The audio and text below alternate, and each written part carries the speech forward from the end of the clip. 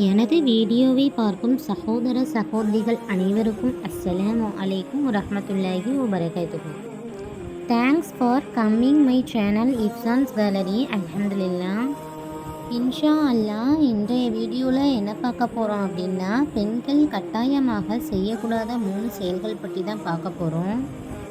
அதுக்கு முன்னாடி இப்போ தான் நம்ம சேனலை புதுசாக பார்க்குறீங்கன்னா லைக் பண்ணி சப்ஸ்கிரைப் பண்ணிக்கோங்க. பெல் ஐக்கானை கிளிக் பண்ணி ஆளுங்கிற ஆப்ஷனையும் கொடுத்துக்கோங்க. அப்போ தான் தொடர்ந்து வீடியோ வரும்.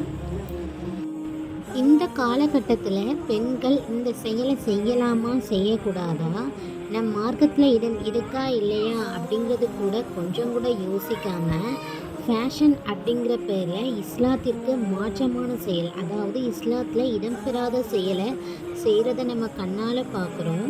அந்த வகையில் தான் இந்த 3 செயல்களும் கூட.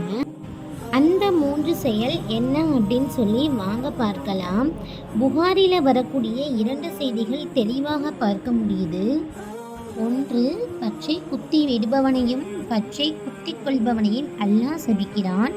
புகாரி 59:37 இடம்பெற்றிருக்கு.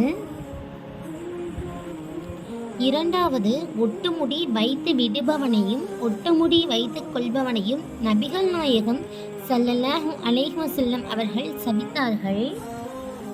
மூன்றாவது, பெண்கள் தலையை மலித்துக் கொள்வதை நபிகள் நாயகம் ஸல்லல்லாஹு அலைஹி வஸல்லம் அவர்கள் தடை செய்தார்கள். நஸஈ 49:63. மலித்துக் கொள்வது என்றால் முட்டை அடிப்பது. முட்டை அடிப்பது இஸ்லாத்தில் பெண்களுக்கு தடை செய்யப்பட்ட விஷயம். 1, பச்சை குத்திக் கொள்வது. 2, ஒட்டுமுடி வைத்துக் கொள்வது. 3, மலித்துக் கொள்வது. இந்த 3 விஷயங்களும் இஸ்லாத்தில் இருக்கக்கூடிய பெண்களுக்கு தடை செய்யப்பட்டது. அதனால் பெண்களாக இருக்கக்கூடிய நம்ம மார்க்கம் எதை செய்யணும் எதை செய்யக்கூடாதுன்னு சொல்லியிருக்கு. அதுபடி நடந்து அல்லாஹ்வின் நல்லடியார்களாக இருப்போம் இன்ஷா அல்லாஹ். இந்த வீடியோவை மறக்காமல் எல்லாரும் ஷேர் பண்ணுங்கள், லைக் பண்ணுங்கள், சேனலை சப்ஸ்கிரைப் பண்ணுங்கள்.